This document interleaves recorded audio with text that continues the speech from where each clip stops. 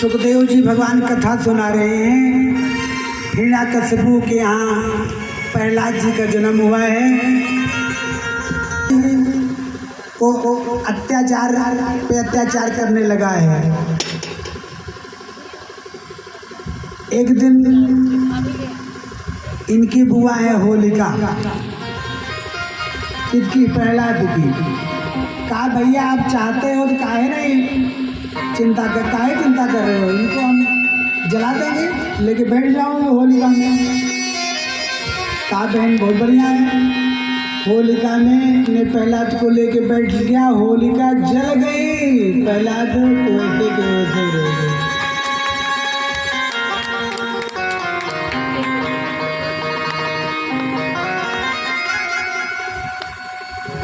सर्पों के झुंड में इनको फेंक दिया गया था, कुछ नहीं हुआ।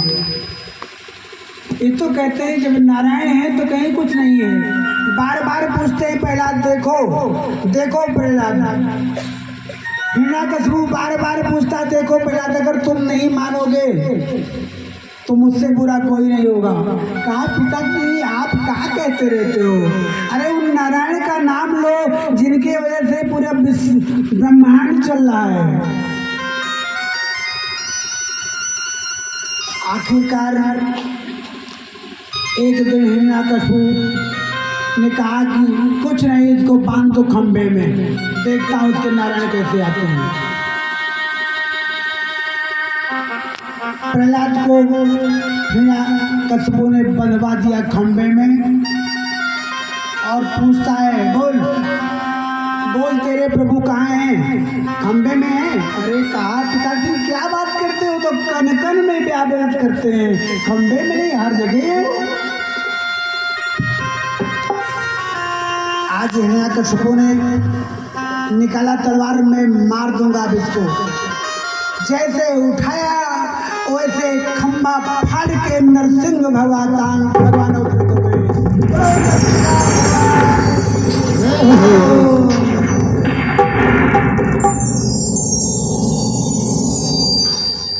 और जब नरसिंह भगवान आ गए तो हिरण्याकशिपु को उठाया, जंघा पे बैठाया और मकान की जो ड्योढ़ी होती ना, ड्योढ़ी पे बैठ गए। इसको तो घमंड था, मुझको तो सब कुछ मिल गया है, मैं तो जानो अमर ही हो गया हूँ। कहा क्यों रे, तू क्या जानता है? बोल, दिन है? कहे नहीं। कहे रात है? कहे नहीं, गोधूली में थे। घर के अंदर हो? नहीं। 12वां महीना में कोई महीना है? उस समय 13वां महीना था। कौन? जो भी ज्येष्ठ में लगेगा, मल मास, अधिक मास, अधिक मास में। बोल, तेरा जो वरदान मिला था वो पूरा हुआ ना? बोल नहीं पा रहा है, ना अस्त्र शस्त्र है, ना मानव है, ना जानवर है। भगवान तो नरसिंह भगवान ने अपने पंजे को उठाया, अपने हाथ को उठाया और पेट को फाड़ दिया। बोलो वृंदावन की।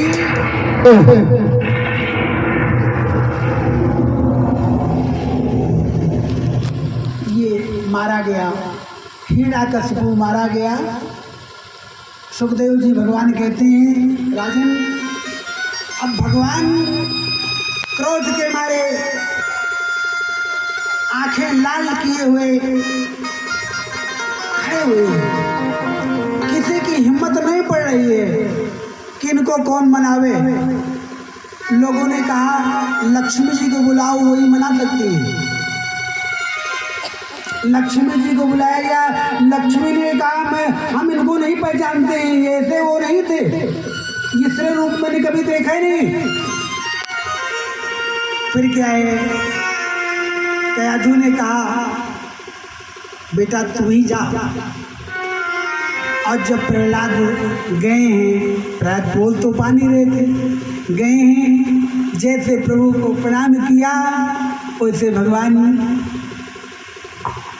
ने स्नेह पक्ष बत्सल भगवान दुलारने लगे प्रहलाद को। कहा प्रहलाद तुम्हारी इच्छा पूरी हुई, तुम जैसे चाहते थे वैसे हुआ। तुमने तो बहुत समझाया लेकिन ये माने नहीं। बोलो तुम्हें क्या चाहिए? कहें प्रभु मैं चाहता हूँ कि मेरे पिता की जो बुद्धि है वो निर्मल हो जाए। उन्होंने आपको बहुत अपशब्द कहे हैं, बहुत गाली दी हैं, बहुत कुछ कहे हैं। भगवान ने कहा प्रहलाद जिसके कुल में तुम जैसे पुत्र उत्पन्न हो जाएंगे उसकी 21 पीढ़ी तर जाएगी। कथा अभी बहुत है, आगे बढ़ना है। आज भगवान के जन्म की तिथि सुनिश्चित हुई है, भगवान को आना है। चलिए आगे बढ़ते हैं, इनको यही विराम देते हैं। इन्होंने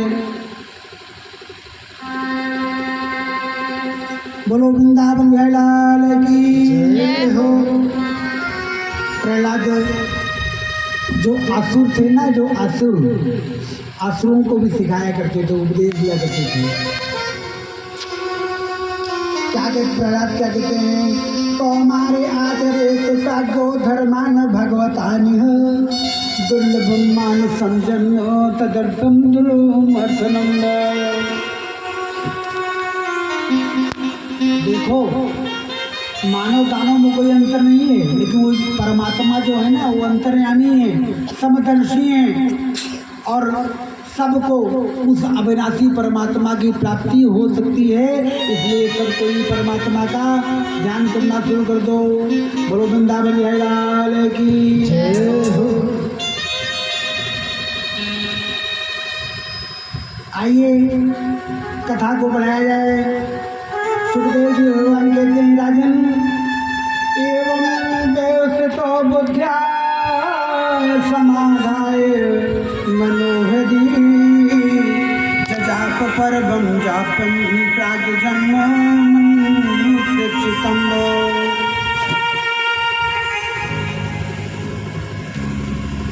गजेंद्र का नाम सुना है आप लोगों ने।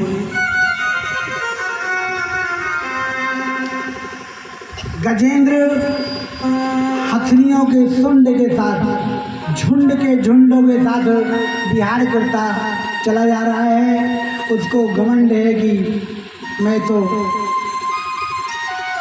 गजेंद्र हूँ। और विहार करते करते प्यास लगती है।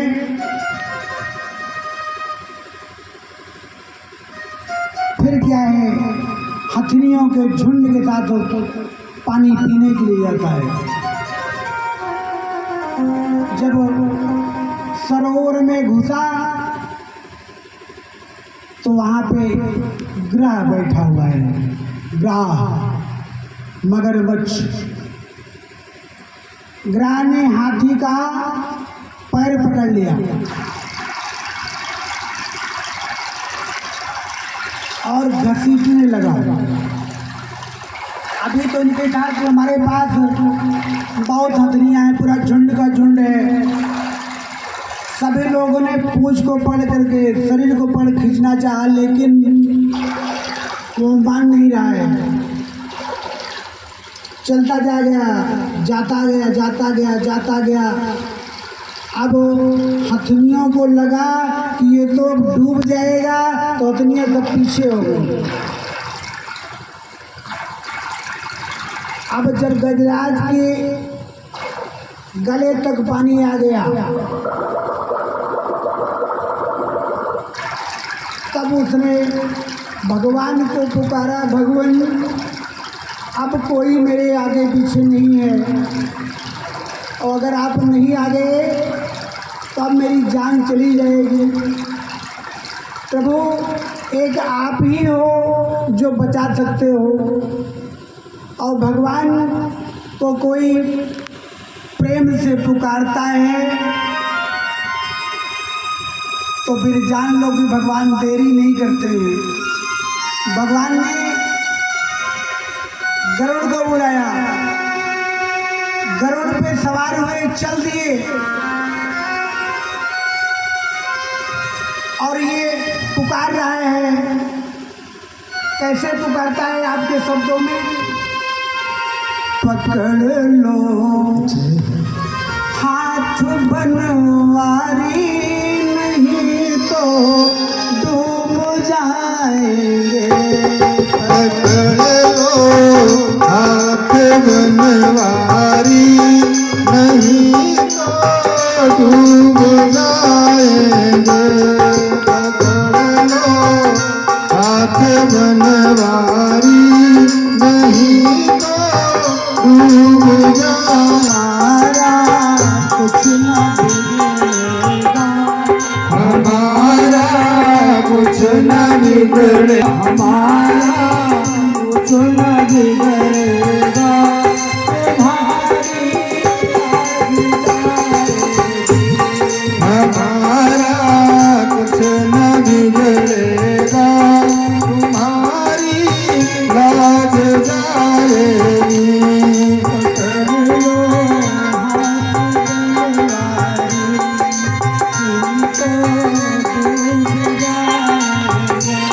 पकड़ लो हाथ बनवारी, नहीं तो डूब जाएंगे।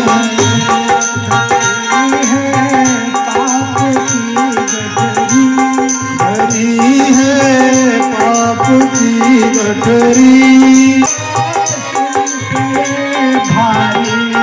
भरी है पाप की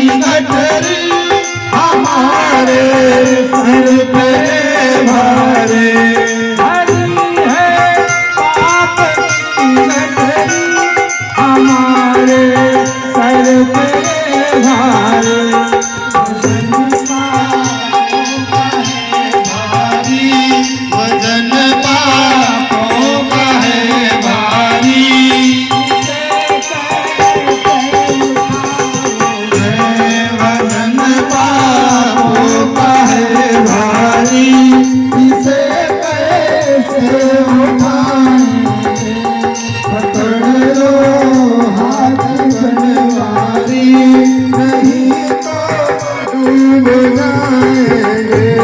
पकड़ लो हाथ बनवारी, नहीं तो डूब जाएंगे। तुम्हारी वो हमारी लाज जाए, हमारा कुछ न बिगड़ेगा, तुम्हारी लाज जाएगी। हमारा कुछ न बिगड़ेगा, तुम्हारी लाज जाएगी।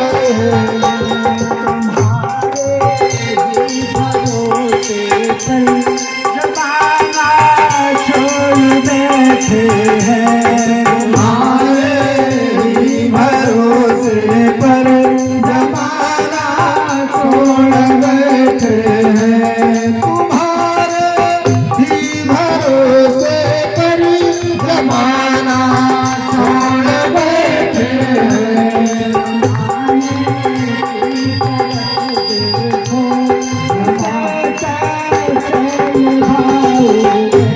जमाने की तरफ देखो, जिसे कैसे मिलाऊं मैं। पकड़ लो हाथ बनवारी, नहीं तो डूब जाएंगे।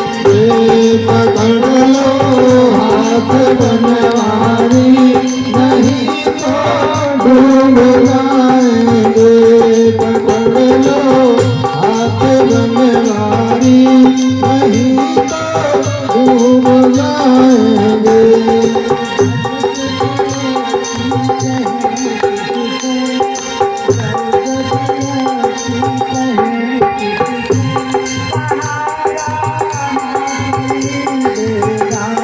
बदल दे दिल कहूँ किससे, सहारा ना कोई देगा।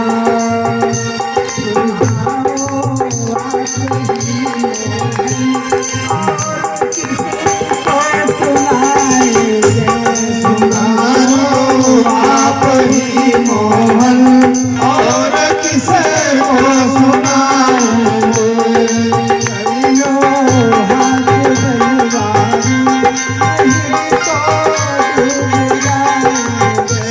पकड़ लो हाथ बनवारी, नहीं तो डूब जाएंगे। पकड़ लो हाथ बनवारी, नहीं तो डूब जाएंगे।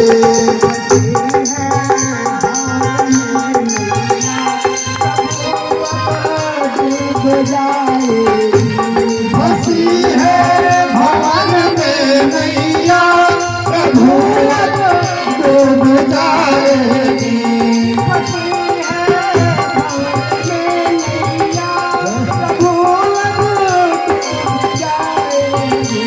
फंसी है भवन में नैया, प्रभु डूब जाएगी।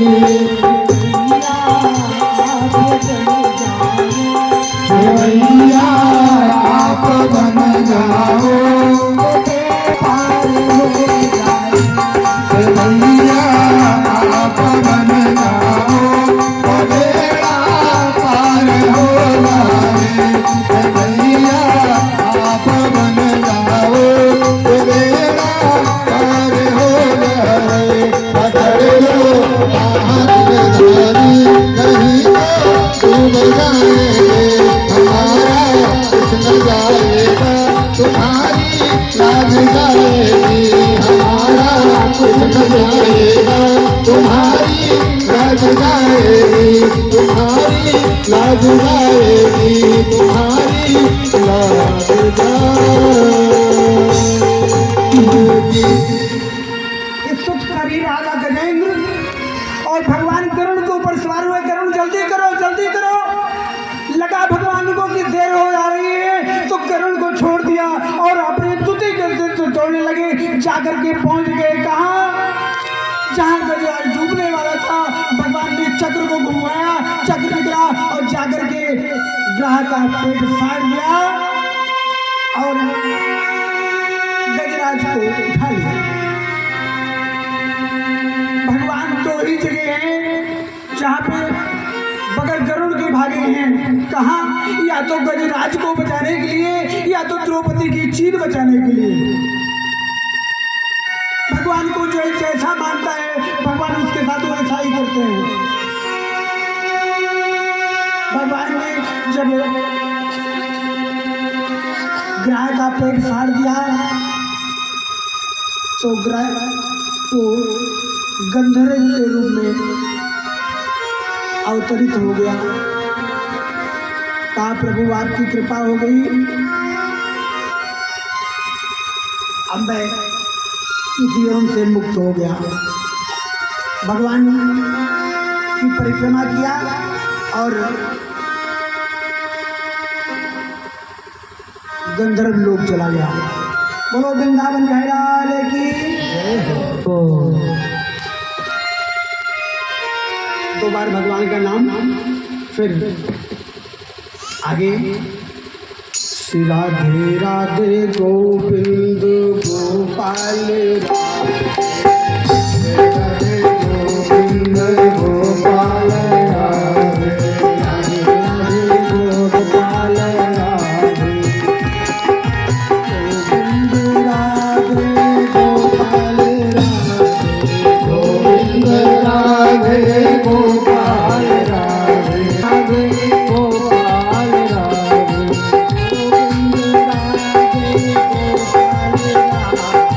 गोविंद राधे गोपाल राधे गोविंद राधे गोपाल राधे राधे राधे गोविंद गोपाल राधे राधे राधे गोविंद गोपाल राधे।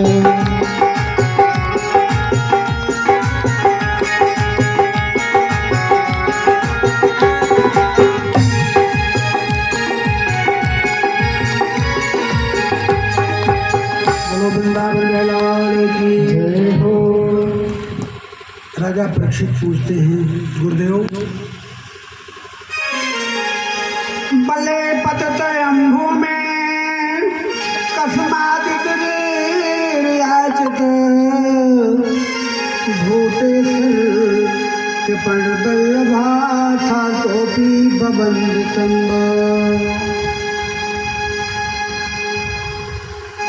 कहा गुरुदेव भगवान तो तीनों लोक के स्वामी हैं, फिर उन्होंने राजा बलि से 3 पग जमीन क्यों मांगा?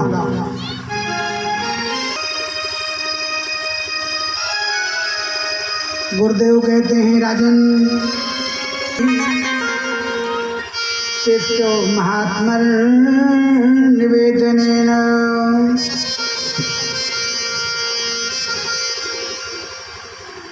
जब कैसे मर जाएगा?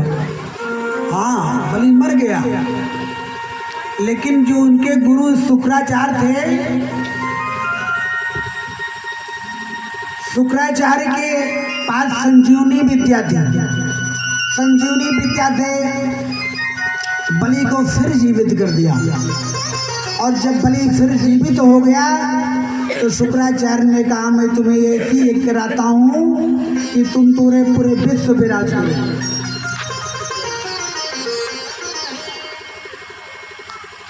जीवित कर देता है और यज्ञ कराता है।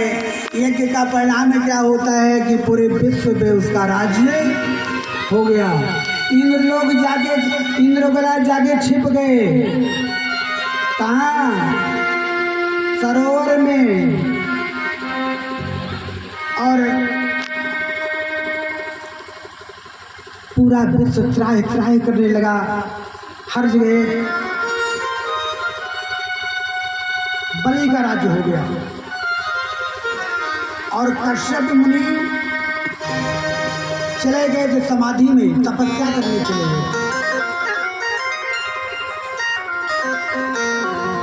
कश्यप की 13 पत्नियां हैं, कल आप लोगों ने सुना होगा। दक्ष प्रजापति की 16 कन्याएं थी, जिसमें 13 कश्यप ऋषि को ब्याही गई थी। तीर में सती भगवान शंकर को, स्वाहा अग्निदेव को और सुधा पितरों को ब्याही हुई थी। सुखदेव भगवान कहते हैं जब कश्यप जी की समाधि टूटी तो एक दिन वो अपने आश्रम पे आए। जब आश्रम पे आए तो देखते क्या हैं कि ना तो कहीं चहल पहल है, ना कहीं सजावट है, ना कहीं उत्साह है। तो पूछते हैं आदित्य से, कहो देवी सब ठीक तो है ना? अदिति कहती है स्वामी क्या बताऊं क्या ठीक है। यद्यपि भक्त जिसको मैं करूं और ये कष्ट दूर हो, कोई पूजा पाठ हो, माताएं कहती नहीं महाराज कोनो पूजा पाठ हो बतावा हम ही करे। ऐसे अदिति माँ जो देवताओं की माँ है, अदिति सखी बहने हैं, लेकिन दीदी चली गई। अदिति ने कहा प्रभु चाहे जो कुछ करना पड़े आप कृपा कर बताएं। तो कश्यप ऋषि कहते हैं कि ऐश प्रिय, एक बार मैंने भगवान ब्रह्मा से पुत्र दत्त के लिए पूछा था तो उन्होंने बताया था, एक उपवास बताया था। कहीं स्वामी जल्दी बताइए। कहते हैं फाल्गुने श्यामले पक्षे द्वादशाः पयोव्रताः अर्चेन् बिन्दाक्षं भक्त्या परमान्विताः। पयोव्रत बताया, पयोव्रत का तुम व्रत करो, पयोव्रत करो, दूध पीकर रहा जाए। का देवी 12 दिन दूध पीकर रहो, मल करके जाके सरोवर में स्नान करो और इस मंत्र का जाप करो। क्या कहते हैं? तुम देव में चिता उदृता दिन नमस्तुभ्यं पात्मानं में परास। प्राणियों को हे देवी, प्राणियों को स्थान देने वाले भगवान तारा भगवान ने जिस पृथ्वी को लाके रसातल से उद्धार किया था उनको प्रणाम करो और फिर इसका परिणाम होगा कि स्वयं भगवान आ जाएंगे। अदिति ने ऐसे ही किया जैसे कि पति ने बताया। सावधानी पूर्वक इन्होंने वो गाय, ब्राह्मण, गौ, धर्म सबको प्रणाम करते हुए जैसा कि बताया था वैसे इन्होंने पूजन किया। परिणाम क्या हुआ?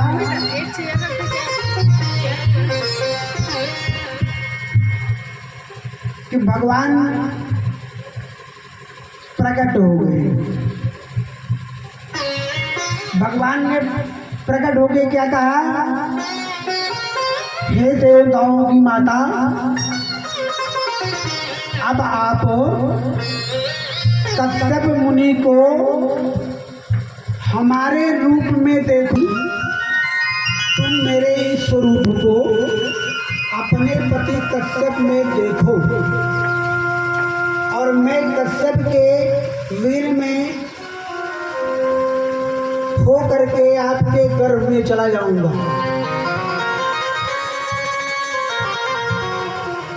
अदिति ने कहा ठीक है प्रभु। अदिति ने प्रणाम करते हुए स्वीकार किया और भगवान अदिति के गर्भ में चले गए। और गर्भ से जब प्रकट हुए तो 52 अंगुल के 52 भगवान का प्रादुर्भाव हुआ। बोले 52 भगवान की। उधर शुक्राचार्य यज्ञ करवा रहा है बलि के यहाँ। 99 यज्ञ हो चुकी है, 100वीं यज्ञ होनी है। अगर 100वीं यज्ञ हो गई तो पूरे विश्व में राज हो जाएगा। बाबर भगवान पहुंच गए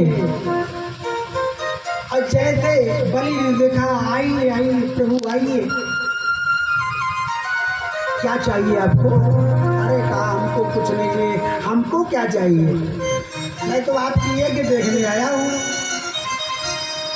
कहा नहीं, आप आए हो और इतना सुंदर स्वरूप है आपका कि लगता है कि आप नारायण बन के आ गए हो। मेरी यज्ञ पूरी नहीं हो पूरी हुई फिर भी आप आ गए हो। आए हो तो कुछ मांग लो। क्या करेंगे लेकर के? हमको क्या चाहिए? कुछ नहीं चाहिए। बार बार बलि कहता है नहीं, आए हो कुछ मांग के जाओ। भगवान कहते हैं अगर तुम देना ही चाहते हो तो तुम्हें संकल्प लेना पड़ेगा। मैं ऐसे भिखमंगे नहीं है कि तुम दे दो हम ले लें। अगर तुम देना चाहो तो संकल्प करो। कहा ठीक है प्रभु संकल्प करा लो। तब तो शुक्राचार्य ने कहा है क्या कह रहे हो? नहीं ऐसा नहीं मत करो। कहा देखो भाई, उठाया और छेद दिया, कमंडल में छेद दिया। शुक्राचार्य की एक आंखें चली गई। शुक्राचार्य ने कहा जमीन की दिया, घर किसी और का, धन किसी और का, हम बेचारे अपने एक आंख फोड़ ली। शुक्राचार्य ने कहा ठीक है तुम्हारी जो इच्छा हो तो करो, सोच लो। अब की बार और कह रहा हूँ मान जाओ। कहा नहीं मानना नहीं है, बताओ क्या चाहिए? संकल्प लो। संकल्प भगवान ने करवाया। सिर्फ 3 पग जमीन चाहिए, वो कुछ चाहिए नहीं। जब संकल्प हो गया तो भगवान ने फिर अपना विराट रूप धारण किया। एक पग से पृथ्वी लगातार चलाता सब कुछ और दूसरे पैर से स्वर्ग को नाप लिया। तीसरा पग बताओ। तब तक लगा कि ऐसा न हो भग जाए, लोगों ने पकड़ लिया। कहे पकड़ो नहीं भैया, प्रभु तीसरे पग के लिए मेरी ये शरीर है इसको नाप लीजिए और बचा है। और जैसे बलि ने कहा मेरे शरीर को नाप लीजिए, भगवान चतुर्भुज रूप दिखा दिया। बाबर भगवान ने कहा बोल बोल जल्दी बोल, तुझे क्या चाहिए? मैं बहुत प्रसन्न हो गया हूँ। अरे जो अपने शरीर को न्यौछावर कर दे।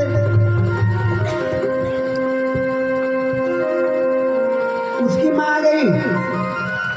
कहा नहीं तुमसे कुछ मांगेगा नहीं है।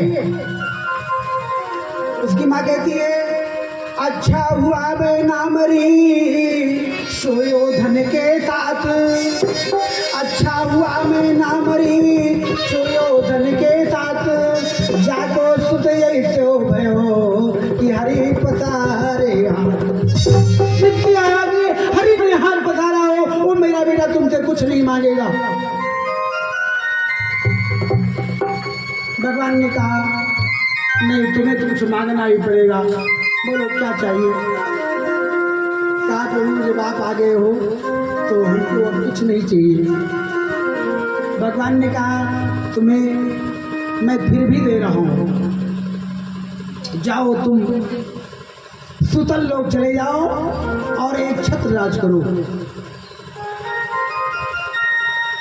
तब बलि ने कहा प्रभु अगर आप मुझे सुतल लोग दे रहे हैं तो एक वरदान मांगता हूँ प्रभु। बोलो बोलो जल्दी बोलो क्या चाहिए? प्रभु सुतल लोक में मैंने सुना है 52 दरवाजे हैं। मैं चाहता हूँ जिस दरवाजे से निकलूं प्रभु आपका दर्शन होता रहे, आपका दर्शन पाता रहूं, आप बिल्कुल न हो। बस इतना चाहता हूँ। भगवान ने कहा तथास्तु, जाओ तुमको मिले दिया।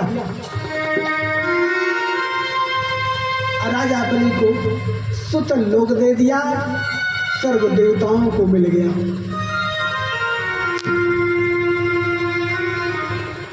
अब भगवान जो जगत के पालनहार हैं, राजा बलि के यहाँ चौकीदार हैं, द्वारपाल हैं। 52 दरवाजे हैं, 52 दरवाजों पे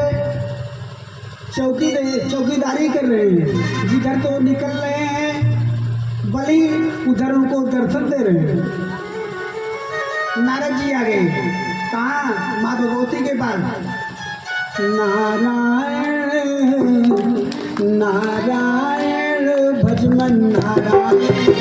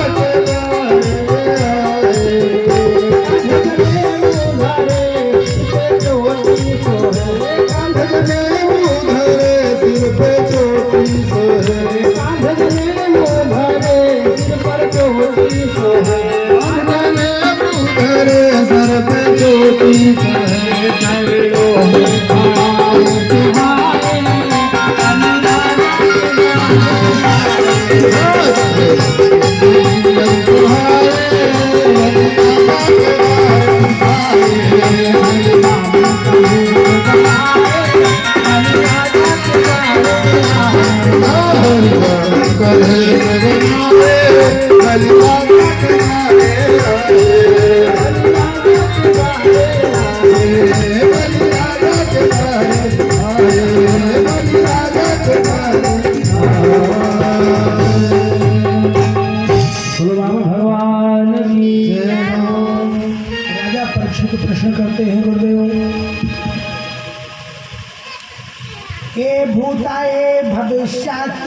भवन्त्यान्नास्त्य तेषां न पुण्यकीर्तीनां सर्वेषां वद विक्रमान्।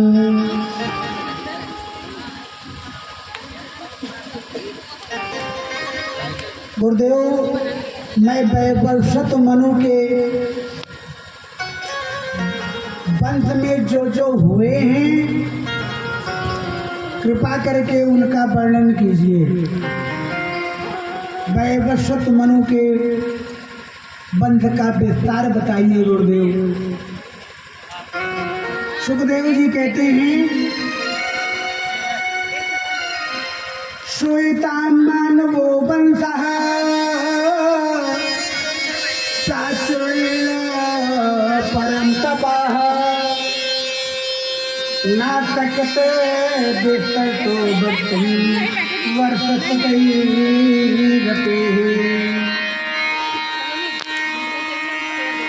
वैवस्वत मनु के वंश का विस्तार परीक्षित सैकड़ों वर्षों में भी नहीं हो सकता है, लेकिन आपका स्नेह है तो मैं संक्षेप में आपको सुनाए देता हूँ। सुखदेव जी भगवान कहते हैं राजन,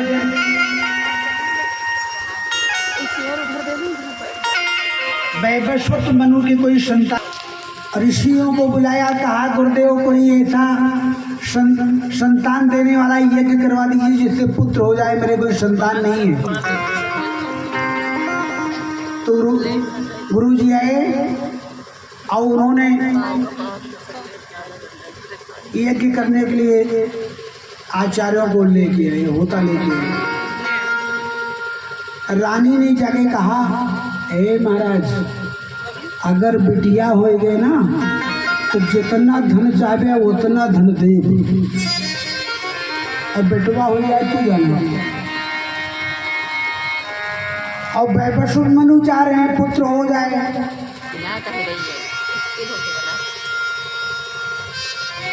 तो भाई आचार्यों के मन में आ गया, तो उन्होंने संकल्प लिया और यज्ञ शुरू किया। यज्ञ पूर्ण हुई तो जहाँ पुत्र होना था वहाँ पुत्री उत्पन्न हो गई। अब जब पुत्री उत्पन्न हो गई तो वैवस्वत मनु जाके गुरुदेव से शिकायत करते, प्रभु आपने तो कहा था पुत्र होगा, ये पुत्री हो गई। तो गुरुदेव ने कहा ये कहाँ भूल हुई? अच्छा अच्छा अच्छा अच्छा भाई, घर का झगड़ा है, समझ में नहीं आ रहा है, आप दोनों में घर में पट्टी नहीं कहा? कहीं गुरुदेव क्या कहा? कहीं कुछ नहीं, कहीं थोड़ी कहीं भूल कहाँ हुई? कहीं जो आपके आचार्य हमारे होता थे ना, उन्होंने जब संकल्प रहा जहाँ था पुत्रो दियताम वहाँ हो गया पुत्री दियताम, तो पुत्री वैवस्वत मनु ने कहा प्रभु मैं कुछ नहीं जानता, गुरुदेव मुझे पुत्र चाहिए और इसी को आप पुत्र बनाइए। गुरुदेव ने कहा भाई जो हो रहा था सो हो गया, आप कैसे होगा? कहा नहीं, आप सब शक्तिमान हैं गुरुदेव, आप कुछ भी कर सकते हो। तो गुरुदेव ने फिर वरुण देवता की यज्ञ कराई। वरुण देवता की यज्ञ कराई तो जो ईला नाम की कन्या था वो सुदुम नाम का राजकुमार हो गया, तो पुत्री से पुत्र हो गया, दोनों का कार्य हो गया। ब्राह्मणों को बढ़िया दक्षिणा मिल गई, बाद में राजा का भी काम हो गया। अब वो राजकुमार बड़ा हुआ, बड़ा होने के बाद सुखदेव जी कहते हैं राजन मृगयाम बने वृद्धा कतिपयात्मा मारूढ़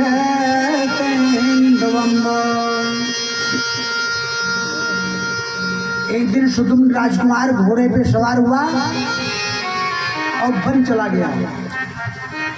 वन चला गया, टप टप टप टप टप टप टप करते बन गया। तो वन में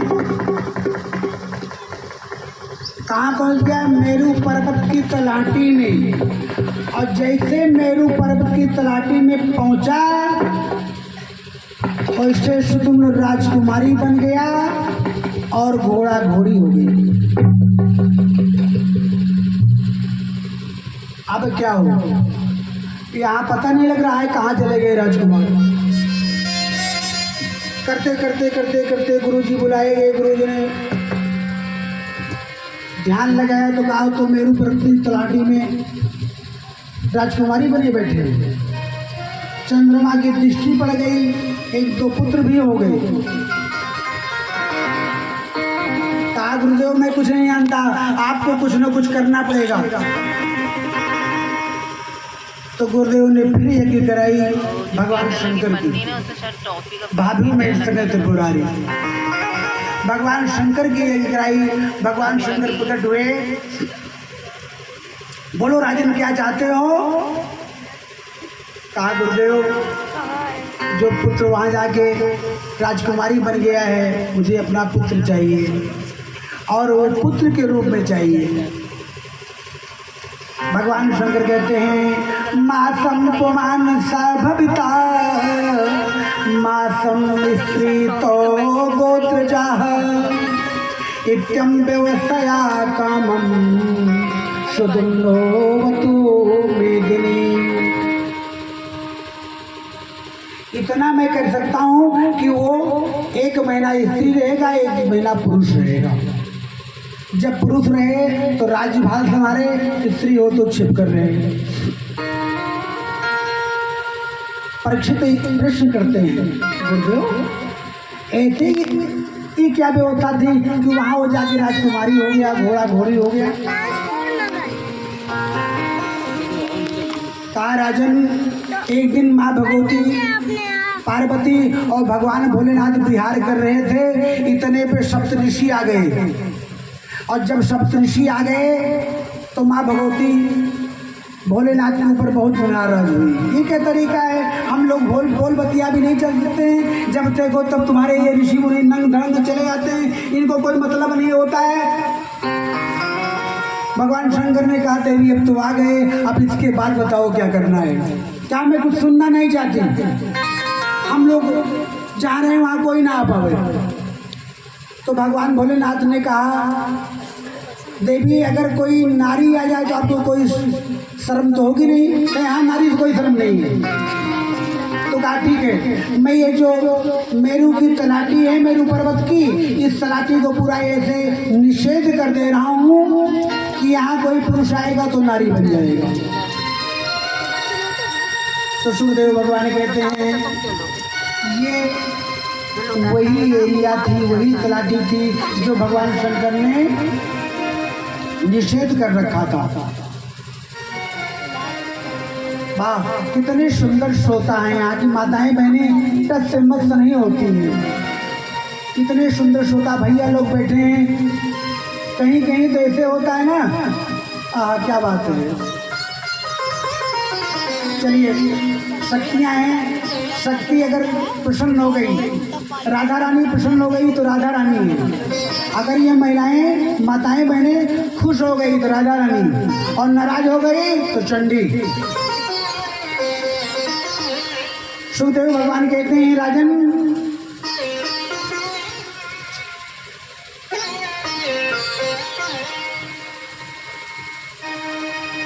सर्याति मानव हो राजा वशिष्ठा बभूव युवा अंग्रेशाम सत्रे द्वितीय शिवान। इक्ष्वाकु वंश के राजाओं का वर्णन चल रहा है। सुखदेव जी कहते हैं राजन राजा शर्यातु हुए। राजा शर्यातु सुकन्या नाम तस्यासीत् कन्या कमल लोचना तया सार्धं वनगत देवता चौनाश्रम। एक आश्रम दिखा, बढ़िया बढ़िया पेड़ पौधे हरे भरे सब दिख रहे थे। सभी लोग जाकर के वहाँ घूमने लगे, कोई फल खाने लगा, कोई जल पीने लगा। और ये सुकन्या जो थी, सुकन्या घूमते घूमते एक जगह ऐसे गई जहाँ पे एक दीमक सा लगा हुआ था। वो क्या था? चौन मुनि ऋषि थे। चौन मुनि ऋषि थे, वो तपस्या में बैठ गए। तो तपस्या में इतने लीन हो गए कि उनको कुछ शुद्ध नहीं रहा। तो दीमकों ने नीचे से खाना शुरू किया उनको। मिट्टी उगलते गए, पूरा ढक गया उनका शरीर। वही आँख चमक रही थी। सुकन्या पहुंचती हैं, देखती हैं आँख चमक रही है तो ये कोई छोटी सी छड़ी लेती हैं, जो चमक रहा उसमें चुभो देती है। जब चुभो दिया तो उसमें से ब्लड निकलने लगा। जब ब्लड निकलने लगा तो चौन मुनि नाराज हो गए। अब जब नाराज हुए तो क्या हुआ? जितने लोग आए थे उस एरिया में पिकनिक मनाने के लिए राजा साहब के साथ, सबकी हवा बंद हो गई। सबको ऐसी गैस बनी, लगा कि अब जान निकल जाएगी। अश्विनी कुमार बुलाए गए, वैद्यों को बुलाया गया। वैद्यों ने कहा, वैद्यों से पूछा गया, राजन ने पूछा, सरियाती ने पूछा, भैया क्या हो गया? सबके सब गैस बन गए, सब कुछ खाया पिया नहीं गया कि सबको गैस बन जाए। अश्विनी कुमारों ने देखा तो अश्विनी कुमारों ने कहा, राजन यहाँ चौन मुनि तपस्या कर रहे हैं और उन्होंने किसी ने उनको डिस्टर्ब किया है। अब तो उन्हीं से पूछा जाएगा।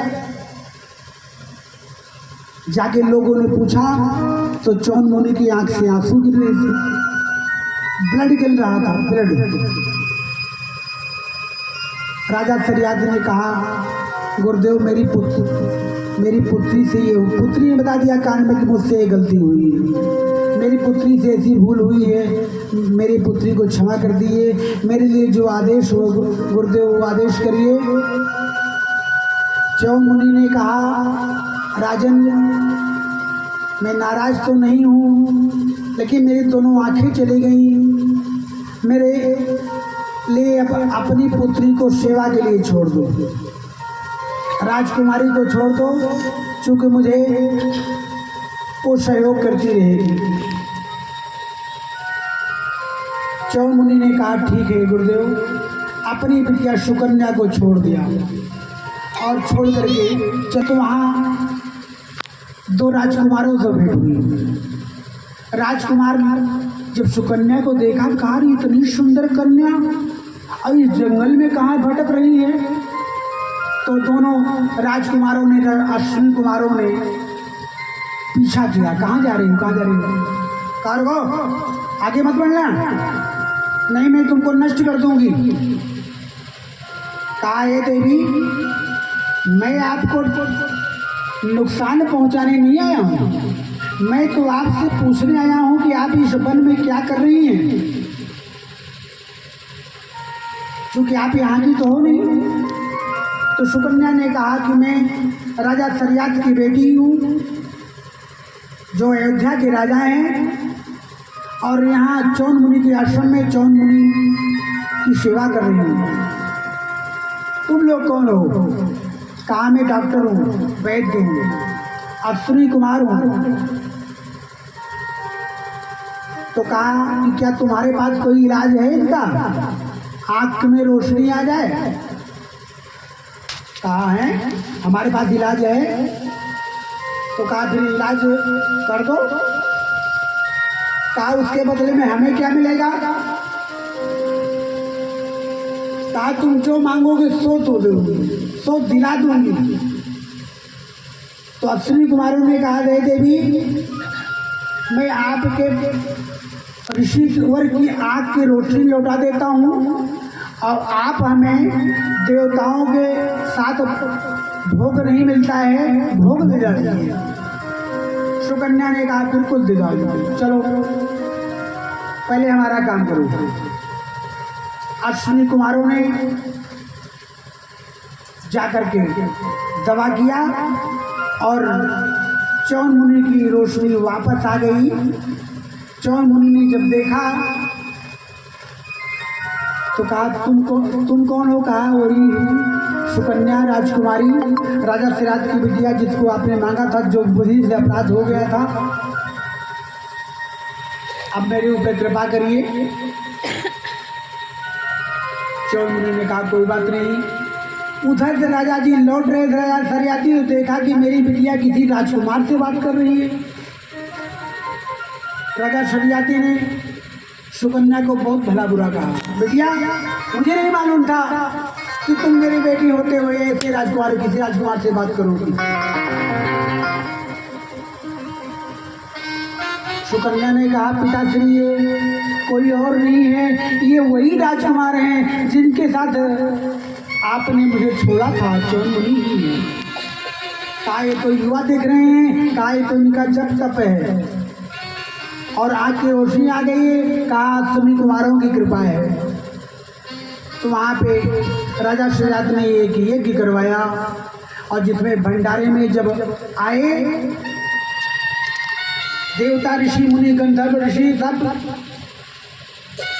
तो उस पंक्ति में अश्विनी कुमार भी बैठ गए। अश्विनी कुमार जब बैठ गए तो इंद्र पहुंचे और इंद्र को ने गदा उठाया कि ये कैसे आ गए मेरे इस भोग में। और जैसे गदा उठाया मारने के लिए, वैसे चौन मुनि ने अपने जप तप के आधार पर उनका हाथ पत्थर का कर दिया। हाथ पत्थर का हो गया। अब न टच हो रहा है न मत हो रहा है। भल भल के इंद्र इधर से उधर कर रहे हैं। तो इंद्र ने कहा ऐसा मेरा हाथ करने वाला कौन है? चौन मुनि ने कहा मैंने किया है। माँ भगवती ने कहा सुनो इंद्र, अगर तुम अपना भाग चाहते हो तो चुपचाप बैठो और गलती की क्षमा मांगो। ये तो डॉक्टर हैं, वैद्य हैं, ये तो तुम्हारा लाभ करते हैं, तो देवता के दूसरे रूप ये भी तो हैं, क्यों न भोग इनको मिले। डॉक्टर तो देवता का दूसरा रूप होता है, भगवान का दूसरा रूप होता है। आज डॉक्टर हो गए हैं जो डोनेशन दे के डॉक्टर बनते हैं, कहते नहीं पहले पैसा चाहिए फिर चाहे जान का चाहे पैसा।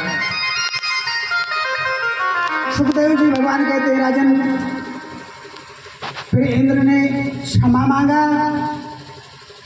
कहा ये देवी मेरी गलती को क्षमा करिए, लेकिन मेरे हाथ को नॉर्मल करा दीजिए, तो पत्थर का हो गया है। तो कहा ठीक है जाओ तुम्हारा हाथ नॉर्मल हुआ। वो जगत जननी सुकन्या ने भोग दिलाया अश्विनी कुमारों को। वही सुकन्या जाके माँ भगवती कालिका जी बनी है। अमेठी में उनका आज भी कालिकन धाम के नाम से जाना जाता है। और ऐसी पीठ है कि वहाँ जो सगरा है उसमें आज भी अमृत है। किसी की आँख की रोशनी चली गई हो तो रोशनी वापस आ जाती है। हमारे माँ के भी 4 बेटे थे, जिसमें 2 नहीं रहे। बड़े भैया बासदेव जी की कृपा से और ये दास कालिका जी की कृपा से रहा है, जो आज कालिका जी महाराज के नाम से जाना जाता है। वो कालिका जी की कृपा है। बोलो कालिका मैया की। सुखदेव भगवान कहते हैं सुकन्या ने अश्विनी कुमारों को भाग दे करके वहां से राजा सरियाद को विदा करते हैं। फिर दोबारा भगवान नाम, फिर आगे देव जी भगवान कहते हैं राजन, जब ये विद्याएं धन करके लौटे, इनके भाइयों ने बंटवारा कर दिया घर में। कहा देखो भाई, इनको तो घर से कोई मतलब है नहीं, अभी अभी लौटे हैं, देखो बंटवारा में कहा कि देखो छोटे भैया नाभाग, तुमको मैंने पिताजी को दे दिया है। और सारा राजपाट मुझे कुर्ता पहने और हम लोगों ने बांट लिया। कुर्ता पजामा पहन रही है। नाबाग ने पिताश्री से बताया, पिताश्री भाइयों ने बंटवारा किया है जिसमें मुझे आपको दिए, आपको मुझे दिए। उन्हीं का बनने दो, उन्हीं का बनने दो। तो नबग ने कहा कि बेटा तुम इसको इस शर्त को मत मानो, इस बंटवारा को मत मानो। नाबाग ने कहा नहीं, ये हमारे बड़े भैया हैं, अगर बड़े भैया ने कह दिया तो कुछ भी हो पिताश्री आप मेरे साथ रहिए, मुझको बहुत कुछ नहीं चाहिए। क्या कह रही है? सुखदेव जी कहते हैं राजन, ये कैमरा से पकड़ जब नाबाग ने ये ऐसे कहा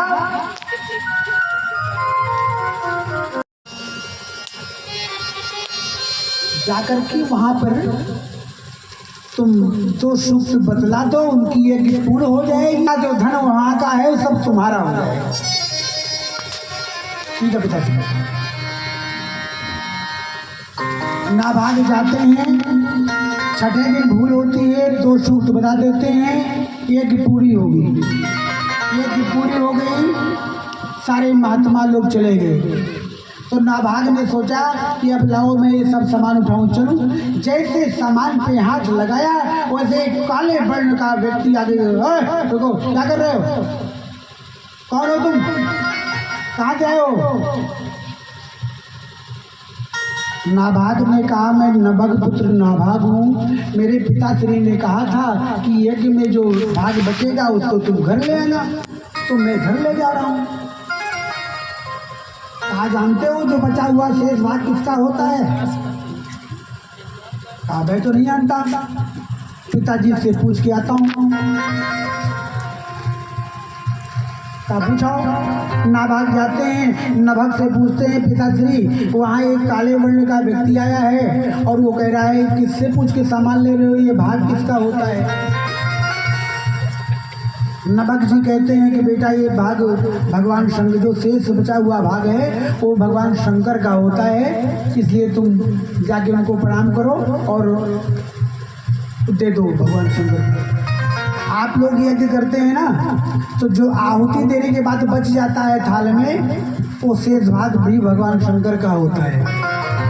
लोग कहते हैं आचार्य लोग कि ना थाली को अपनी तरफ मुँह करके सब गिरा दीजिए भगवान शंकर के नाम पे। ऐसे ही भगवान शंकर आज आ गए हैं। नाभाग जाके प्रणाम करते हैं, हे रुद्र भगवान मेरी गलती को क्षमा कर दीजिए, मैं आपसे बार बार प्रणाम करके क्षमा याचना करता हूँ जो मुझसे भूल हुई। बोलो बोलो पहले बताओ सामान किसका है, पता लगा? नाभाग ने कहा हाँ पिताश्री ने कहा ये सब आपका है, भोलेनाथ का है, सब प्रभु ले जाओ, मुझको कुछ नहीं चाहिए। भगवान शंकर बहुत प्रसन्न हुए, कहा तुमने धर्म के अनुसार कार्य किया है, इसलिए जो बचा हुआ धन है मैं तुमको सब अलग से दे रहा हूँ और तुमको एक सनातन धर्म की, सनातन धर्म का तत्व ज्ञान भी देता हूँ। बोले उमापति महादेव की जय हो। सारा धन ले आए और राजपाट करने लगे। अब जब भगवान शंकर का दिया हुआ धन मिल रहा है तो कितना धन होता है? नाभाग के पुत्र हुए अम्बरीश। राजा परीक्षित कहते हैं भगवंतो निच्छामी राजस्व धीमता ना प्रभुत यत् निर्मुक्तो ब्रह्मदंडो दुरतया। गुरुदेव में राजा अम्बरीश की कथा सुनना चाहता हूँ, जिनके ऊपर ब्रह्मदंड लगा था, जिसको ब्राह्मण ने ब्रह्मदंड दिया था। सुखदेव जी कहते हैं राजन अम्बरीशो महाभागा सप्तदीपवती मही अभ्यथां चाश्रियं लब्ध्वा विभुवं चातुलं बुभुम्। अम्बरीश सातों द्वीप के मालिक थे। आज एकादशी है और संयोग से उस दिन भी एकादशी थी, जिस दिन अम्बरीश जी के यहाँ व्रत था। अम्बरीश ने व्रत किया एकादशी का। दूसरे दिन पारण करना था। ब्राह्मणों को बुलाया कि एकादशी का व्रत किया हूँ, ब्राह्मण खिला लूँ तब भोजन पान करूँगा। जैसे भोजन तैयार हुआ ऐसे आ गए दुर्वासा जी महाराज। दुर्वासा जी ने कहा, राजन मैं भी भोजन पान करूँगा। आइए आइए गुरुदेव, बड़ी अच्छी बात है, तो मेरा सौभाग्य है कि आप आ गए। कहा लेकिन सुनो, अभी मैं सरोवर पे जा रहा हूँ और संध्या करके आता हूँ। अब क्या करें? ठीक है तो जाइए।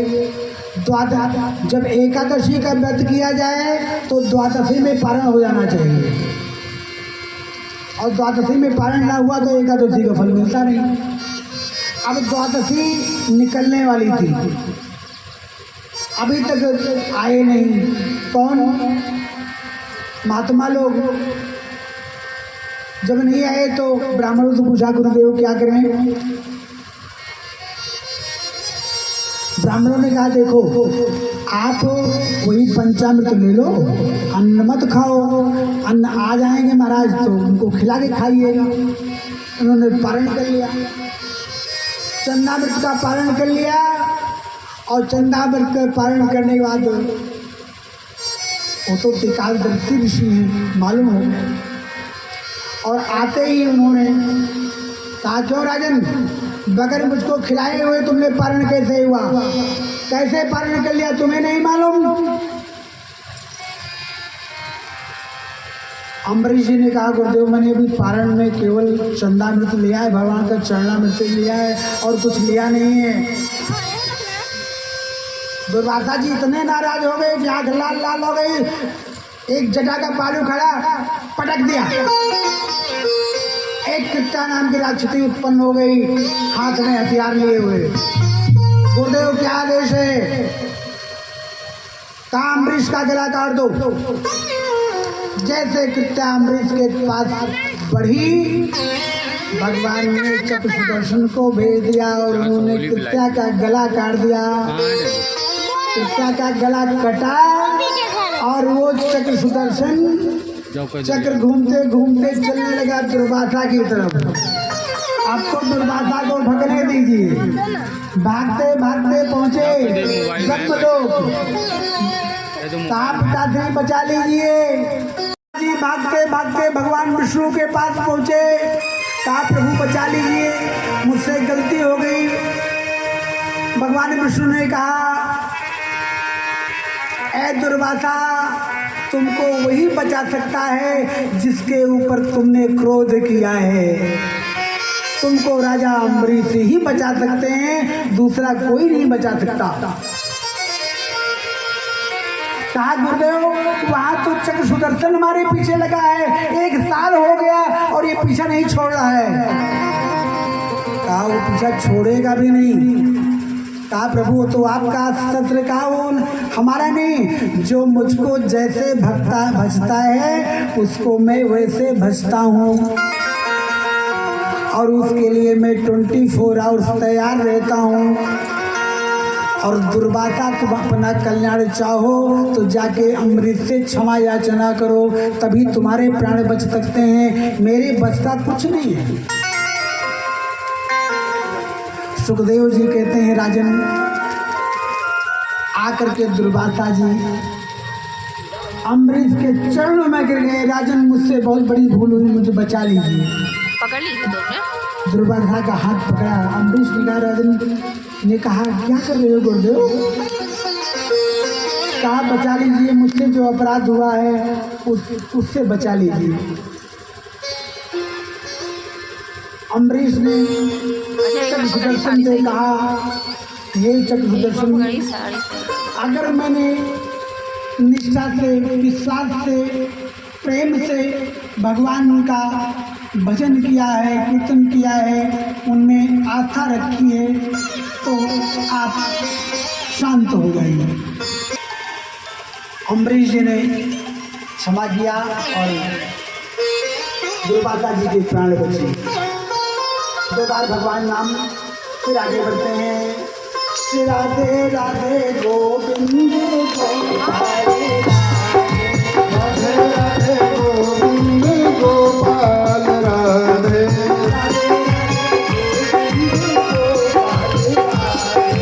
राधे राधे गोविंद गोपाल राधे, गोविंद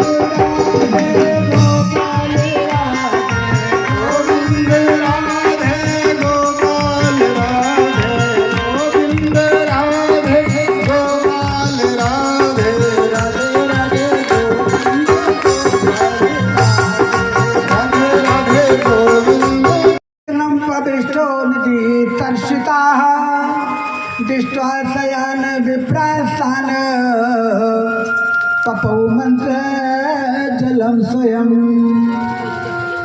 जो मंत्र से अभिमंत्रित जल था, वो जो घड़ा रखा हुआ था, रात्रि 12 बजे प्यास लगी और ले जाकर के उस घड़े को इन्होंने पी लिया। राजा यूनास ने जब जल को पी लिया, सवेरा हुआ तो घड़ा वहाँ खाली मिला। गुरुदेव ने कहा ये क्या हो गया, घड़े का जल क्या हो गया, कहाँ चला गया? यूनास ने कहा जल तो मैंने पी लिया, क्या हुआ? ऐसे क्या दूसरा जल भर दो। कहे क्या हुआ ये तो मैं नहीं बता पाऊंगा क्या हुआ। क्या मतलब? कहें जो संतान वाला जल था, जो रानी को पीना था, आप पी गए। अब इससे तो पुत्र आपको होगा महाराज, जहाँ तक हमारा अनुमान है। चूंकि ये मंत्रित जल है, इसे कोई काट नहीं सकता है। सुखदेव जी महाराज कहते हैं राजन फिर क्या हुआ? उस जल से नाथ के पेट में गर्भ धारण हो गया। अब जब गर्भ धारण हो गया तो बच्चा कैसे निकाला जाए? तो फिर अश्विनी कुमार बुलाए गए और दाहिनी कुक्षी को फाड़ करके उस बच्चे को निकाला गया। ये दास नहीं कह रहा है, ये सुखदेव जी भगवान राजा परीक्षित को कथा सुना रहे हैं। उन्होंने कहा है तथा कहला उपवत्ते कुक्षो निर्वृत्ति दक्षिणम, दक्षिण कुक्षी को फाड़ कर यूनासो तनया चक्रवर्ती जजान, चक्रवर्ती सम्राट का प्रादुर्भाव हुआ। कौन है वो? अभी आगे पता लग रहा है, बहुत देर नहीं है। जब लड़का अश्विनी कुमारों ने फाड़ा, लड़का पैदा हुआ तो जोर जोर से रोने लगा। सारे देवता विफल हो गए, अब इसको दूध कौन पिलावे? तब इंद्र जी आगे और अपने अमृतमय अंगूठे को मुंह में डाल दिया और वो अंगूठा पी करके वो रोना बंद कर दिया। मान धाता वही हुए राजा मान धाता। आप लोगों ने राजा मान धाता का नाम तो सुना ही होगा, क्योंकि जो माताएं बहनें आई हैं ये सब सत्संगी हैं। राजा मान धाता अयोध्या के राजा थे। अच्छा, घड़ी भी खूब तेज भागने लगती है, तो ये कथा सुनने वाले सुन रहे हैं तो घड़ी भागने लगती है। रावण ने सुना राजा मानधाता बहुत शक्तिशाली हैं, तो एक दिन मिलने के लिए आया और जब मिला तो सोच के आया यार मैं चल के युद्ध करूंगा। लेकिन जब यहाँ पहुंचा तो मिलना चाहा तो सैनिकों ने कहा कि वो पूजा कर रहे हैं, अभी नहीं मिल सकते, अगर आपको वेट करना है तो वेट करो। इनको बैठा दिया गया गेट पे। सामने देख रहे हैं कि मानधाता पूजा कर रहे हैं और पूजा करते करते करते करते थोड़ा जल लिया, ये राम मानधाता ने यूं फेंक दिया। यूं फेंका तो रावण ने कहा मैं मुझसे ज़्यादा बुद्धिमान कौन है, पंडित कौन है, व्याकरणाचार्य साहित्याचार्य सारे आचार्य तो हमें ये जल लेके फेंकना क्या हुआ। जब पूजा संपन्न हुई, बुलाए गए तो रावण ने कहा राजन मैं जानना चाहता हूँ कि आपने ये कौन सी पूजा किया, जल लेकर के फेंक दिया। कहा रावण तुम अपना काम बताओ, मैंने क्या क्या उसे बोल लो। कहीं नहीं सरकार इतना बता दीजिए मैं मान लूँगा, मेरा कार्य हो गया। कहा वास्तव में रावण मैं पूजा कर रहा था तो जंगल में एक गैया चिल्ला रही थी, एक शेर उसको काट रहा था बार बार के काटने के कारण गैया चिल्ला रही थी, मेरे पूजा में डिस्टर्बेंस हो रहा था, बाधा पहुंच रही थी तो मैंने मन को जल को लिया, मंत्रित किया और उसे मार दिया। कहें क्या मतलब, कहें जल मंत्रित किया फेंक दिया और भस्म हो गया। रावण ने सोचा ऐसे कैसे हो सकता है। कहा राजन समझ नहीं आ रहा क्या, जाओ देखो जाओ देखो। रावण गया, चरवाहों से पूछा यहाँ कोई घटना घटी है क्या। कहीं यहाँ भी एक शेर एक गैया को काट रहा था और इतना पानी इधर से आया और जैसे पड़ा शेर के ऊपर शेर भस्म हो गया। रावण आया और प्रणाम किया। कहा मानधाता को प्रभु मैंने आपके बारे में सुना जरूर था, आज आंखों से देख लिया। बोलो वृंदावन जय लाल की जय।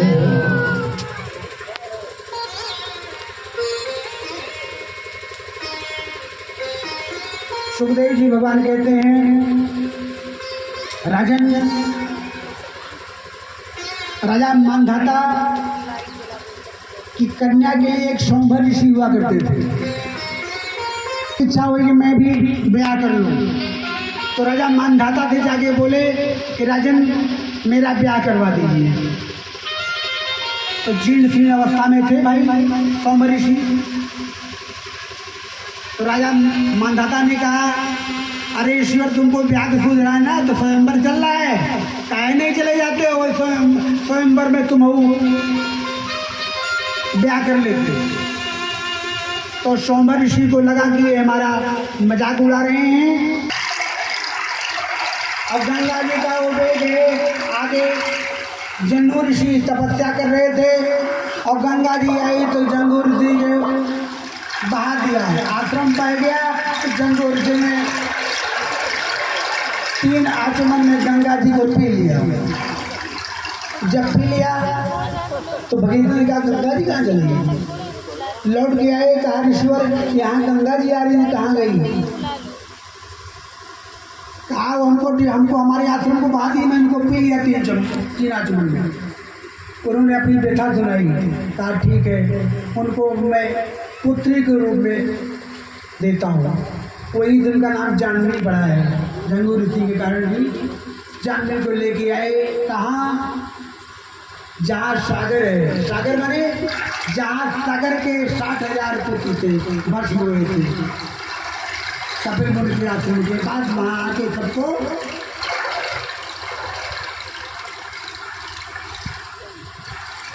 केवल गंगा जी हैं जो तार तकती। बोलो गंगा महाराज की।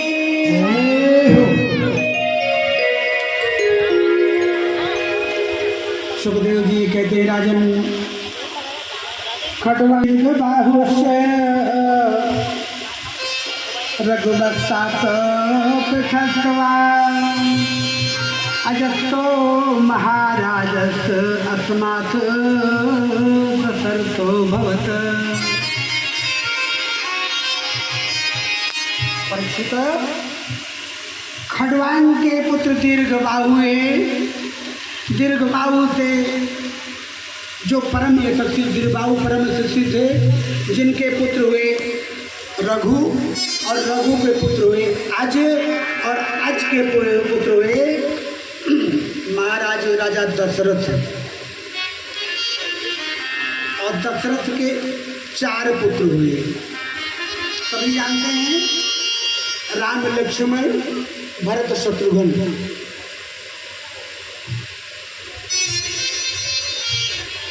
बहुत कम समय है, 10-5 मिनट और एक दास लेना चाहेगा, ज़्यादा नहीं लेगा, भगवान को जरूर बुलाएंगे। आप लोगों ने सुना है कि एक बार भूपति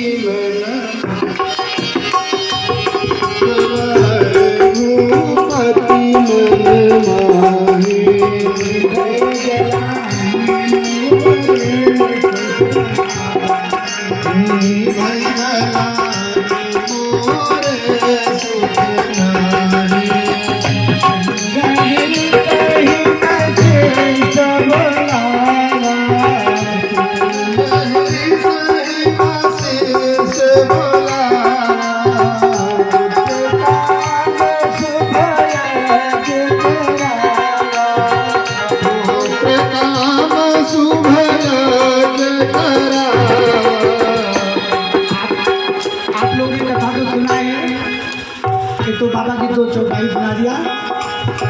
भगवान राम का प्रकट हुआ। अरे भय प्रगट की पाला दीन दया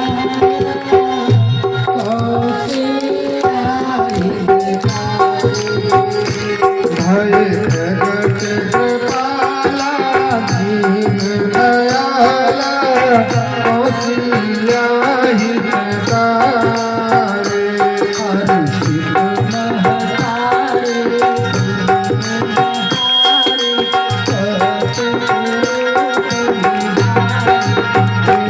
हर्षित महातारी मुनि मनहारी अद्भुत रूप विचारे। माता ने कहा, आप कौन हो प्रभु? कहा, हाँ माता, मैं आ गया हूँ। आपने कहा था प्रकट हो जाओ, हमारे कोख से पैदा हो, तो आ गया हूँ। क्या ऐसे जाते हो? 4 हाथ लोग के आओ, तुम लोग कहीं लड़का पैदा हुआ है? ऐसे लड़का नहीं होता। तो कहा फिर क्या दे थे? तो मैया ने कहा कि जैसे तुलीला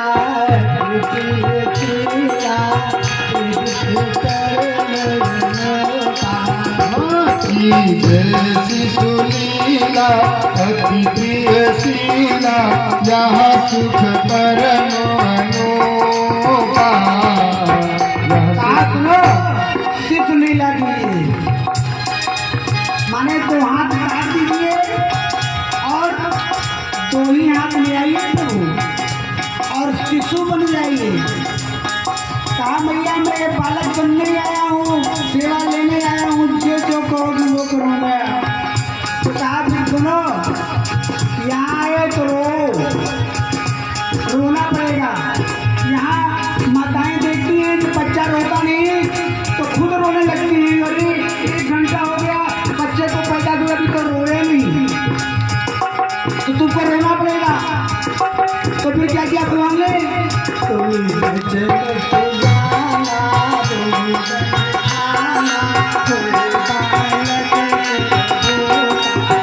वचन सुजाना रोदन ठाना होई बालक सुर भूपा, होई बालक सुर भूपा। भगवान ने कहा भैया रोना भी पड़ेगा। कहा हाँ, अगर तुम्हें सेवा लेनी है ना, लीला भी रोना पड़ेगा। भगवान प्रकट हो गए। सूचना नहीं किसके बाद? राजा दशरथ पास। भैया ने कहा सुन रहे हो, जो अपना लड़का पैदा हुआ है ना, साक्षात नारायण है, लेकिन किसी से बताना नहीं। हाँ हाँ बिल्कुल नहीं बताऊंगा। राजा दशरथ अपने राज दरबार पहुंचे। कहा सुन रहे हो भैया, जो मेरे यहाँ बालक पैदा हुआ है ना, वो साक्षात नारायण है, लेकिन किसी से बताना नहीं। हाँ क्या बात है? परिवार में बता दिया, दरबार वालों ने घर में बता दिया, और माताओं के पास ये बात पहुंची तो पूरे विश्व में हो गया कि भगवान पैदा हो गए। बोलो वृंदावन में लाल की जय। 2 लाइन सुना देता हूँ राम जी के लिए, फिर कृष्ण लिए चलता हूँ। और प्रगटे हैं चारों भैया अवध में बाजे बधैया, प्रगटे हैं चारों भैया अवध में बाजे बधैया, प्रगटे हैं चारों भैया अवध में बाजे बधैया, प्रगटे हैं चारों भैया अवध में बाजे बधैया,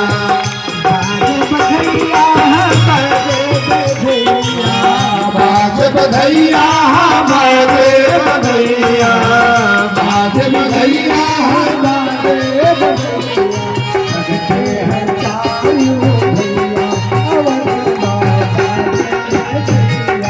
प्रगटे हैं चारों भैया अवध में बाजे बधैया, गलियन गलियन धूम मची है, गलियन गलियन धूम मची है, धूम मची है, हाँ धूम मची है, धूम मची है, हाँ धूम मची है, बाज रही सहनैया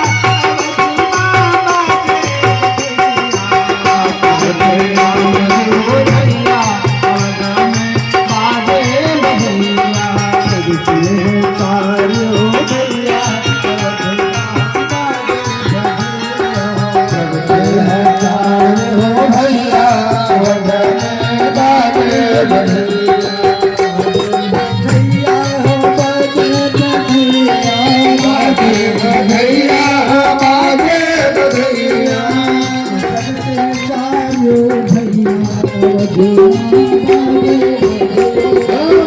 प्रगटे चारों भैया अवध में बाजे बधैया,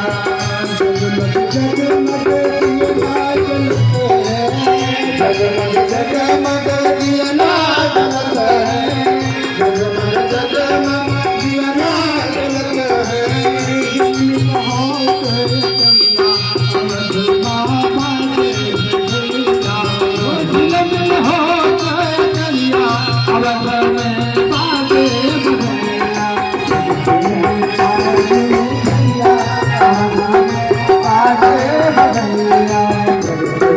चारों भैया अवध में बाजे बधैया,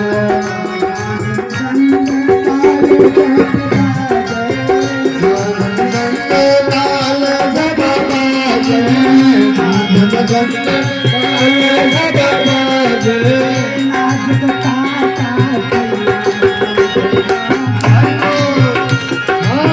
नाचत गाता भैया अवध में बाजे बधैया,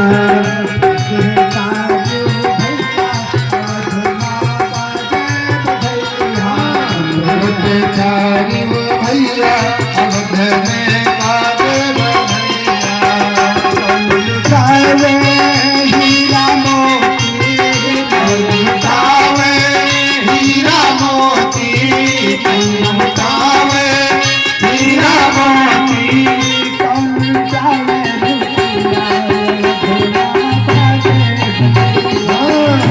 लुटावे भैया अवध में बाजे बधैया,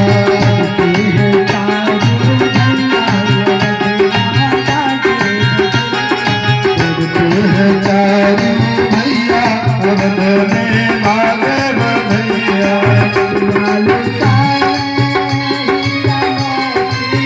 मैया लुटावे हीरा मोती, मैया लुटावे हीरा मोती,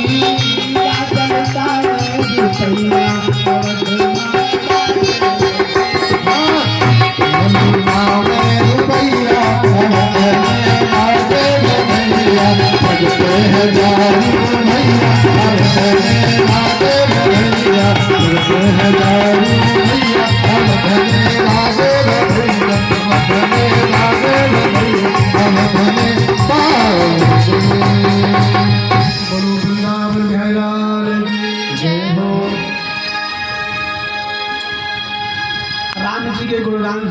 तो नहीं भरा इस दास का।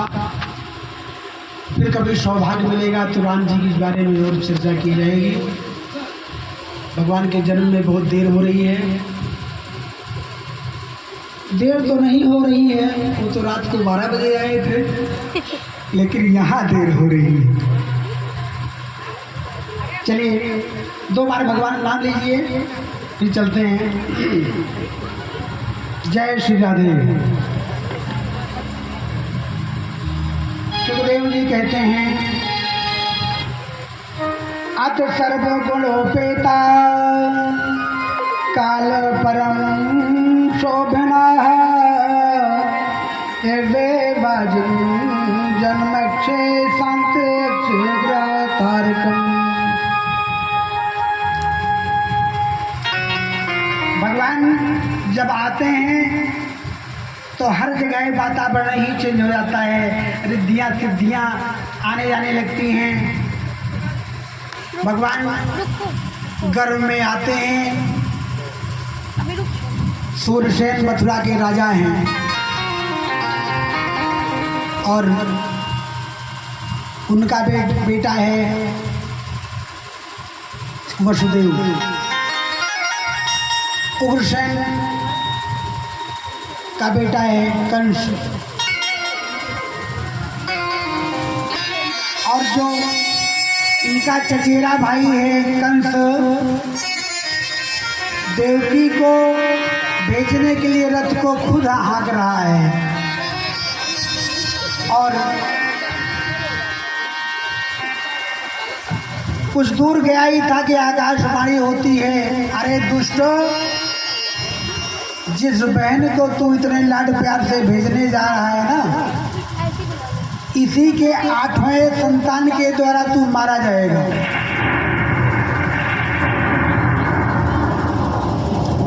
सुखदेव जी कहते हैं राजन, जैसे कंस ने आकाशवाणी को सुना वैसे ही तलवार निकाल लिया कि मैं इसको यही मार दूंगा, ना रहे बांस ना बाजे बांसुरी। सुखदेव जी भगवान कहते हैं राजन, वसुदेव बड़े बुद्धिमान थे।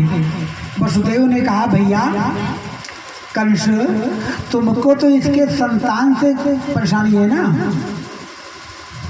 मैं प्रॉमिस करता हूँ, मैं आपको विश्वास दिलाता हूँ कि जो जितनी भी संतानें होंगी मैं आपको हैंड ओवर कर दूंगा, आपको दे दूंगा। कहा है ठीक है, लेकिन तुम्हें छोड़ूंगा नहीं, कारागार में डालो। दोनों को कारागार में डाल दिया गया। कारागार में एक पुत्र उत्पन्न हुआ। सैनिकों को आदेश था जैसे बच्चे की आवाज सुनाई पड़े तत्काल बताओ। सैनिकों ने बताया सरकार एक बच्चा पैदा हुआ है। कंस मिलने आया। देवकी ने कहा भैया लो आपका भांजा,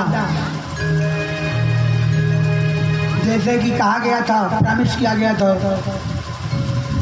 नहीं, मुझको तो 8वीं संतान से कष्ट है, इसलिए इसको कुछ नहीं, ले जाओ। जैसे छोड़ के चला कंस, उसके नारद जी आ गए। नारद ने कहा ये अपराध करेगा नहीं तो भगवान आएंगे कैसे। नारद ने कहा कि क्या कर रहे हो राजन, नहीं समझ पा रहे हो। अरे देवताओं की बुद्धि कब घूम जाए कुछ नहीं कहा जा सकता। कब वो 1 को 8 बताते हैं, कब 8 को 1 बताते हैं, कुछ नहीं कहा जा सकता। कंस ने कहा ये कैसे हो सकता है। फिर क्या था, नारद बाबा ने एक कमल का पत्ता लिया, कहा लो गिनो यहाँ से कितनी रेखाएं हैं, कहीं 8 पत्ते घुमा दिया, कहा आप यहाँ से करो कितनी की रेखाएं हैं। फिर पत्ते घुमाया, घुमा के जहाँ शुरू किए तो वहीं पहुँच गए।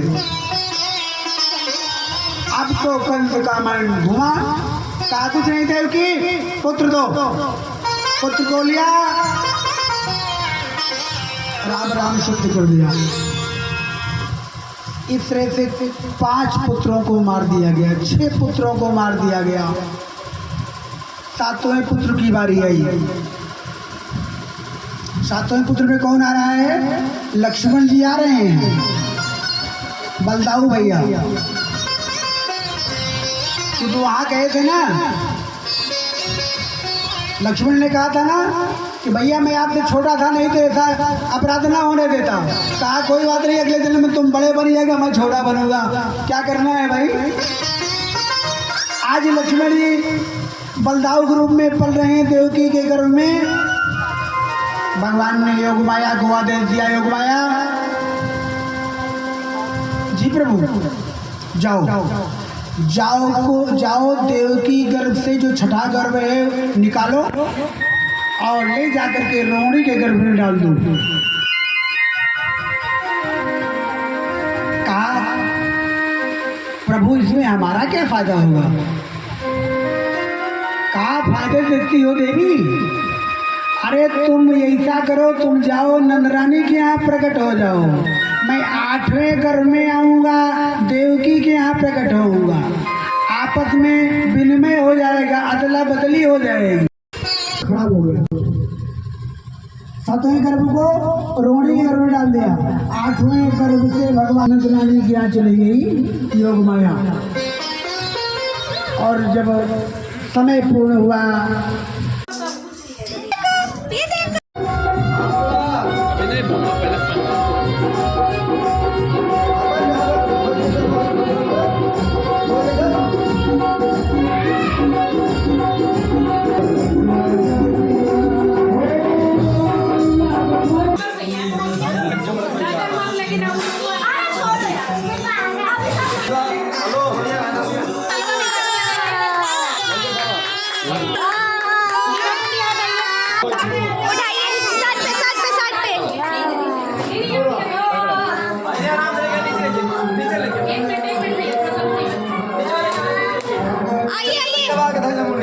नीचे देखे पहले आगे लेके आ नीचे नीचे।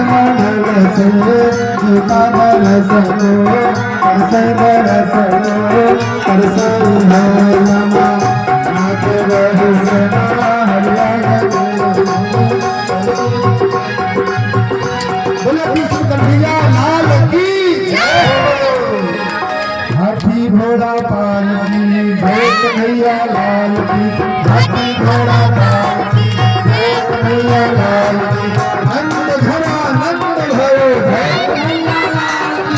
नंद घोड़ा नंद भयो, नंद घोड़ा नंद भयो, हाथी घोड़ा पाल की हाथी घोड़ा पाल की, नंद झरा नंद भयो नंद झरा नंद भयो, हाथी घोड़ा पाल की हाथी घोड़ा पाल की,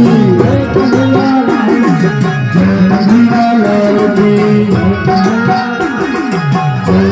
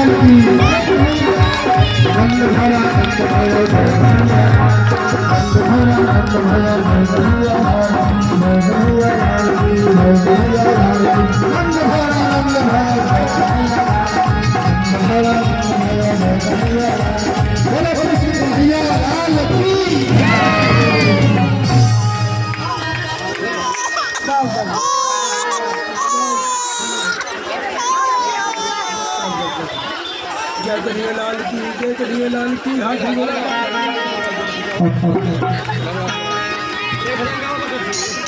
आप सभी लोग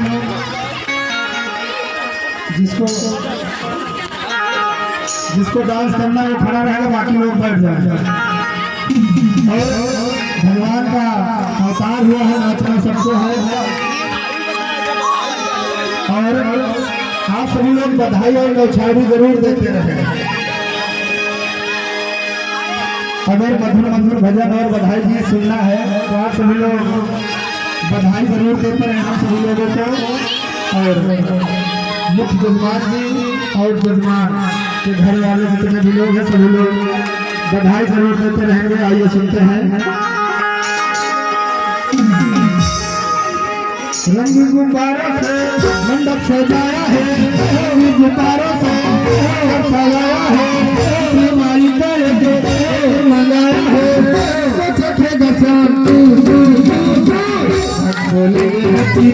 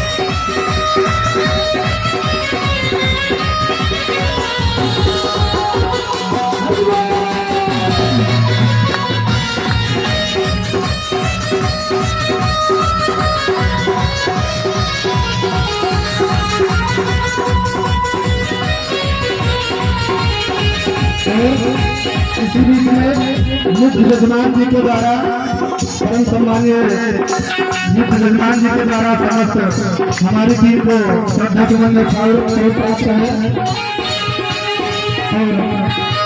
पुनः जजमान जी के द्वारा समस्त टीम को श्रद्धा सुमन प्राप्त है। श्रद्धा सुमन हम भगवान से प्रार्थना करते हैं जजमान का घर उसी प्रकार खुशियों से भरा रहे और दान करते रहे। किस प्रकार से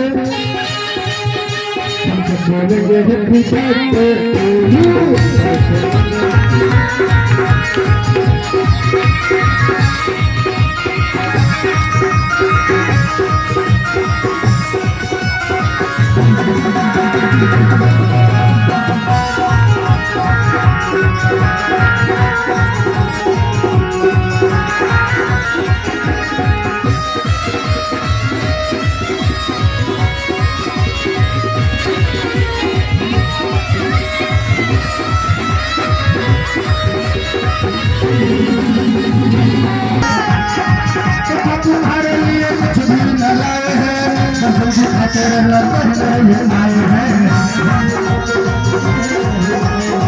तुम्हारे लिए कुछ भी न लाए हैं, सब्जी खाते रहना आए हैं।